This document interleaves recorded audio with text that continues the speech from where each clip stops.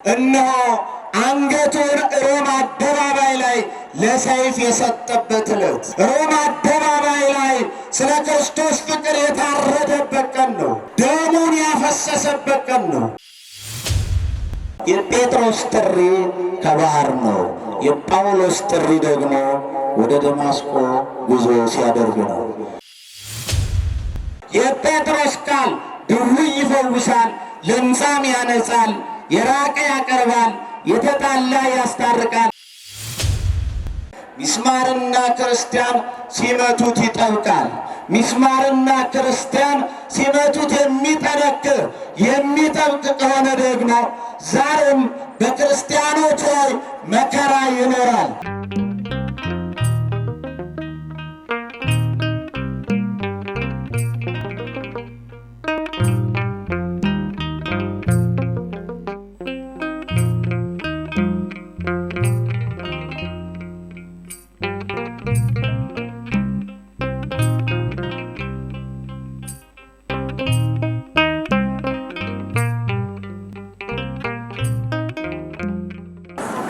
ወወልድ ወመንፈስ ቅዱስ አሐዱ አምላክ አሜን። መኑ ያድጎ ፍቅሮ በክርስቶስ ከክርስቶስ ፍቅር በሉ እስቲ ሁላችሁ ከክርስቶስ ፍቅር የሚለየኝ ማን ነው? በዚህስ እንመማራለንና እግዚአብሔር ሁላችንንም እንዲያስተምረን ፈቃዱ ይሁን። ይህ በዚህች ዕለት በዚህች ሰዓት በዚህች ቀን ልናከብር ተሩቅም ከቅርብም የተሰበሰብነው የብርሃናት ዓለምን የቅዱስ ጴጥሮስንና የቅዱስ ጳውሎስን በዓል ወይንም ደግሞ የመታሰቢያ በዓል ለማክበር ነው። ሁላችንም የተሰበሰብነው በረከታቸው ከሁላችን ጋር ይሁን። እንግዲህ እንደሚታወቀው ሐዋርያው ቅዱስ ጴጥሮስ የማቴዎስ ወንጌል ምዕራፍ 4 ጀምሮ ስንመለከት ጌታችንና መድኃኒታችን ኢየሱስ ክርስቶስ ክብርና ምስጋና ለእሱ ይሁንና ወደ ገሊላ ባሕርም ሲያልፍ ከወንድሙ እንድርያስ ጋር ዓሣ ሲያጠምድ ስምዖን ጴጥሮስንና እንድርያስን አያቸው፣ አገኛቸው ይላል። መረባቸውን ሲጥሉ መረባቸውን ወደ ባሕሩ ሲወረውሩ መረባቸውን ሲያጠምዱ አያቸው። ይህን ጊዜ መረባቸውን ጥላችሁ ተከተሉኝ አላቸው። ከአሁን በኋላ ዓሣ የምታጠምዱበት ጊዜ አይደለም፣ ሰዎችን እንድታጠምዱ አደርጋችኋለሁ አላቸው። ይህን ጊዜ ጌታችን መድኃኒታችን ኢየሱስ ክርስቶስ የተናገረውን ቃል ሰምተው መረባቸውን ወደ ባሕሩ ጥለው በፍጹም ልብ በፍጹም እምነት ተከተሉ ይላል። እኛም በፍጹም ልብ በፍጹም እምነት አምላካችንን እግዚአብሔርን እንድንከተል እሱ ይርዳል። ይህንን ካደረጉ በኋላ እነሆ ዕውር ሲያበራ እያዩ ለምጻም ሲያነጻ እያዩ ለብዙ ዓመታት ከክርስቶስ ጋር ኖሩ ይላል። እኛም በተሰጠችን ጊዜ በምንኖርበት ዘመን ከክርስቶስ ጋር ቃሉን እየሰማን በቃሉ እየተባረክ እንዲሁም ደግሞ እሱን እያመሰገን እንድንኖሩ እሱ ይርዳል። ከዕለታት አንድ ቀንም ጌታችንና መድኃኒታችን ኢየሱስ ክርስቶስ ሐዋርያትን ሰብስቦ ባለበት ጊዜ እነሆ ሰዎች የሰውን ልጅ ማን ይሉታል ብሎ ጠየቃቸው። አንዳንዶቹ ከነቢያት አንዱ ነው ይሉታል፣ አንዳንዶቹ ኤልያስ ነው ይሉታል፣ አንዳንዶቹ ደግሞ መንገድ ጠራጊው ዮሐንስ ነው ይሉሃል፣ እናንተስ ማን ትሉኛላችሁ ሲል ጴጥሮስ ብድግ ብሎ አንተ የሕያው የእግዚአብሔር ልጅ ክርስቶስ ነህ አለው። ክብርና ምስጋና ለስሙ ይሁን። አንተ የሕያው የእግዚአብሔር ልጅ ክርስቶስ ነህ አለው። ይህን ጊዜ ይህንንማ ሥጋና ደም አልገለጸልም የሰማይ አባት እንጂ አለ። አንተ አለት ነህ አለው። እስቲ በሉት ይህን ቃል አንተ አለት ነህ በሉ። በዚህች አለትነት ላይ ቤተ ክርስቲያኔን እሰራለሁ፣ የሲኦል ደጆችም አያናውጧትም። በምድርም ያሰርከው በሰማይ የታሰረ ይሁን፣ በምድርም የፈታው በሰማይ የተፈታ ይሁን ብሎ ጴጥሮስን ሾመው። ጴጥሮስን የሰማይንም የምድርንም ቁልፍ ለጴጥሮስ ሰጠው ይላል። ይህ እየሆነ ኖረ። ይህ እየሆነ ጴጥሮስ ቀጠለ።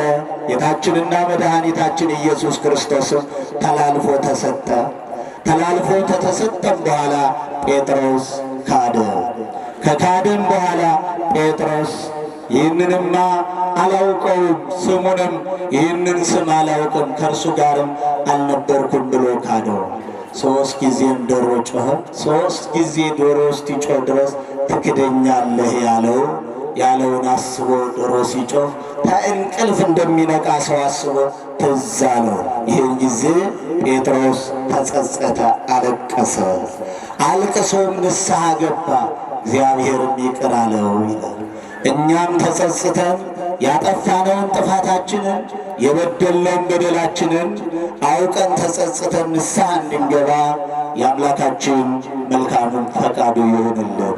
ጴጥሮስ ይህንን ከሰማ በኋላ እነሆ ትንሣኤውን ደግሞም ትንሣኤውን ዕርገቱን በተለያየ ዕለታትና ሰዓታት ያየ የተመለከተ ሐዋርያ ነው።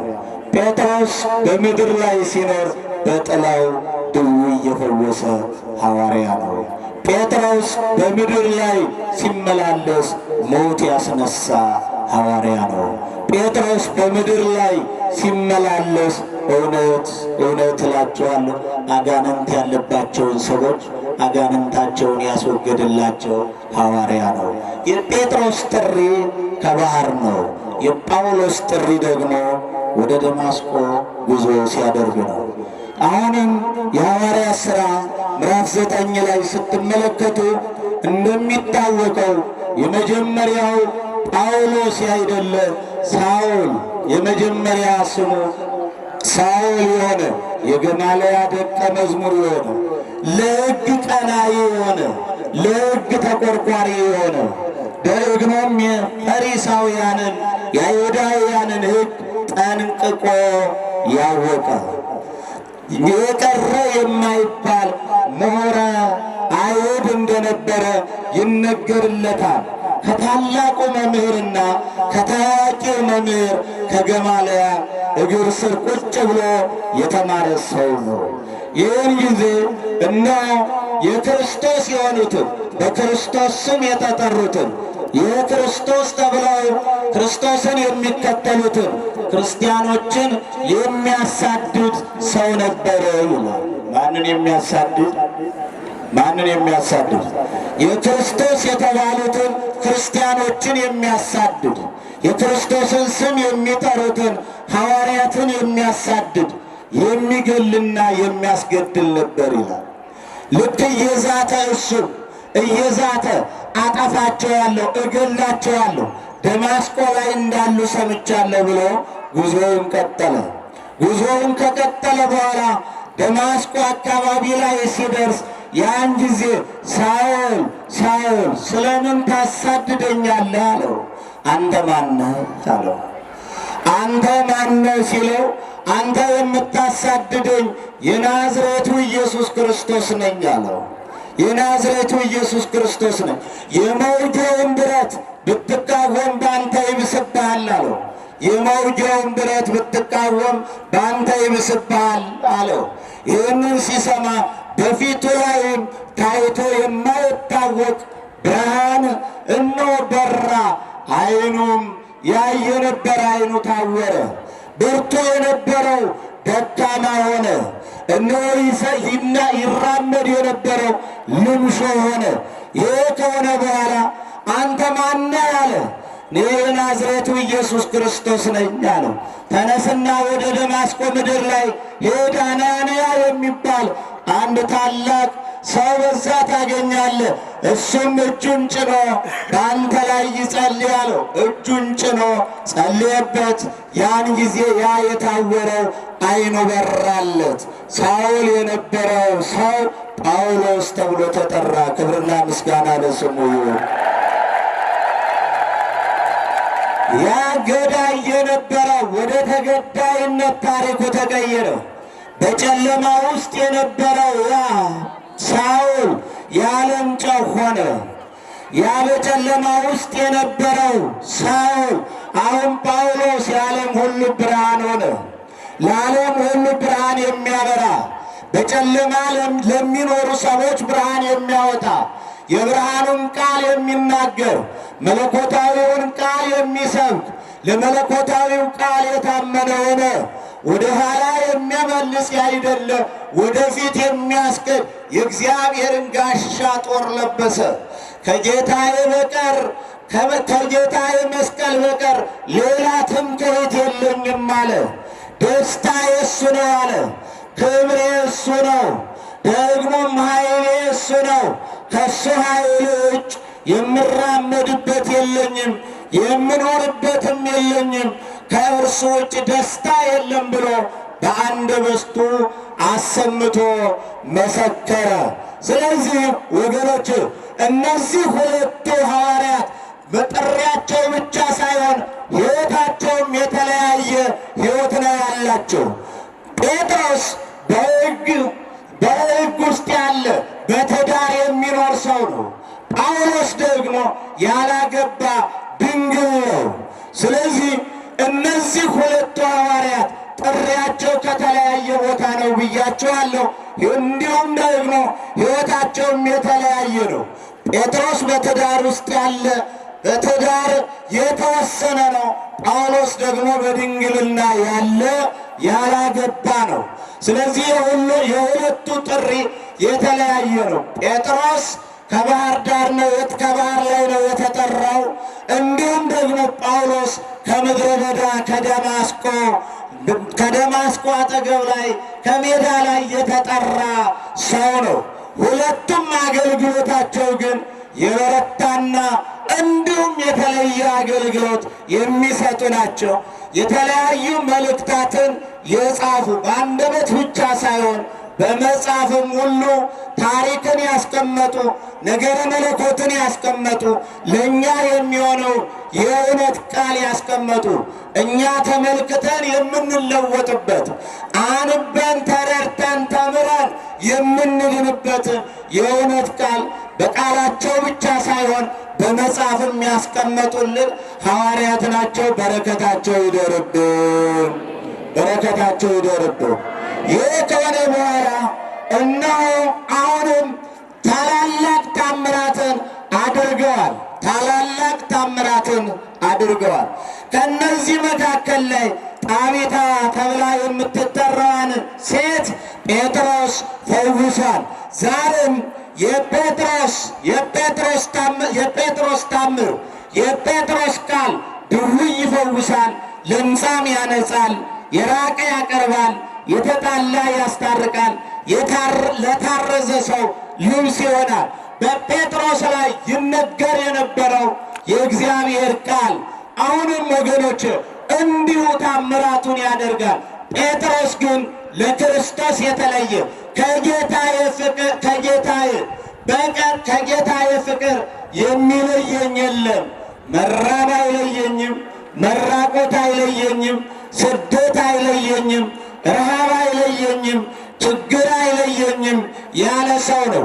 ወገኖች ዛሬም እኔና እናንተ መከራ ከክርስቶስ ፍቅር እንዳይለየን፣ መከራው ከክርስቶስ ጋር የሚያገናኘን ሚስማርና ክርስቲያን ሲመቱት ይጠብቃል። ሚስማርና ክርስቲያን ሲመቱት የሚጠነክር የሚጠብቅ ከሆነ ደግሞ ዛሬም በክርስቲያኖች ላይ መከራ ይኖራል። መከራውን አይተን ወደ ኋላ እንዳንሸሽ ከክርስቶስ ፍቅር እንዳንለይ እንዲህ ይለናል። ሊያገለግለኝ የሚወድ ቢኖር ራሱን ይካድ፣ መስቀሉንም ተሸክሞ በኋላዬ ይከተለኝ ይላል። በኋላዬ ይከተለኝ። መስቀሉ ረሃብ ነው፣ ጥም ነው፣ መራቆት ነው፣ መታረዝ ነው፣ ማጣት ነው፣ መቸገር ነው። ስለ ክርስቶስ መቸገር፣ ስለ ክርስቶስ መራብ፣ ስለ ክርስቶስ መጠማት፣ ስለ ክርስቶስ መታሰር፣ ስለ ክርስቶስ መሰደድ፣ ስለ ክርስቶስ ወገኖችን መሰደብ ያልሆነውን ሆኑ ተብለን ስንሰደብ በረከት እናገኛለን። መስቀላችንን መከራችንን ስለ ክርስቶስ መሸከም እንችላለን። ክርስቶስ የተሸከመው ያ መከራ አሁንም ለእኛ ኃይልና መድኃኒት የሆነን ወገኖች፣ እውነት እውነት እላችኋለሁ እርሱ ከእኔ ተማሩ ያለ አምላክ ከእርሱ የምንማረው መከራውን እንዴት እንደተቀበለ ሕያው የሆነ ጌታ እንደሆነ ድል አድራጊነቱን እናያለን። እኛም የእሱ ልጆች ነንና መከራውን ድል አድርገን ክፉውን ነገር አስወግደን ከእርሱ ጋር እንድንኖር አምላካችን እግዚአብሔር ይርዳን። ስለዚህ እንዳልኳችሁ አሁንም ጴጥሮስ ኖረ፣ ቃሉን እያስተማረ በእስራት ውስጥ ሁሉ ሳይቀር እንኳን ብዙ መከራን የተቀበለ ሐዋርያ ነው። ጴጥሮስ የሐዋርያት አለቃ ነው። ጴጥሮስ ክርስቶስ የሾመው ነው። ሹሞኛል ብሎ ቁጭ ያለ አይደለም፣ ያገለገለ፣ ራሱን ዝቅ ያደረገ፣ ትሕትናውን የገለጠ፣ ትሕትናውን ገልጦ ያሳየ፣ ለእግዚአብሔር የታመነ ሰው ነው። የከበረ ሰው ነው። የከበረ አገልጋይ ነው። የከበረ አገልጋይ ወገኖች ዛሬ በኔሮን ቄሳር በሮማ አደባባይ ላይ የቁልቁሊት ተሰቅሎ ሰማዕትነት የተቀበለበት ቀን ነው። እየሰማችሁ ነው? እየሰማችሁ ነው? በየት አደባባይ ላይ? በሮማ አደባባይ ላይ በኔሮን ቄሳር ዘመን የቁልቁሊት ተሰቅሎ እንደ ክርስቶስ ያይደለ በግራና በቀኝ እንደተሰቀሉት እንደ ሁለቱ ወንበዴዎች አይደለ ወገኖቼ፣ እውነት እላችኋለሁ የቁልቁሊት ተሰቅሎ ለክርስቶስ ፍቅሩን የገለጠበት ዕለት ነው። አሁንም በረከቱ በሁላችን ላይ ይደር። በረከቱ ለሁላችንም ይድረሰን። በረከቱ ለሁላችንም ይድረሰን። ይህንን በዓል ነው የምናስበው። ጴጥሮስ ለክርስቶስ ፍቅሩን የገለጠበት ዕለት ነው።